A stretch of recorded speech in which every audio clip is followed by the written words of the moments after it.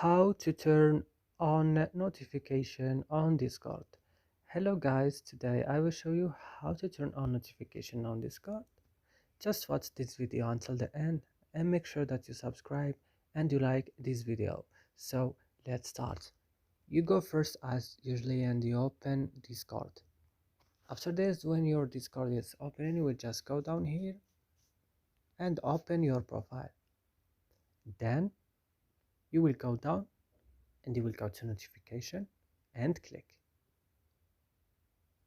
and then you will go to here, get notification outside of Discord. You will click, then it will go you here on phone settings.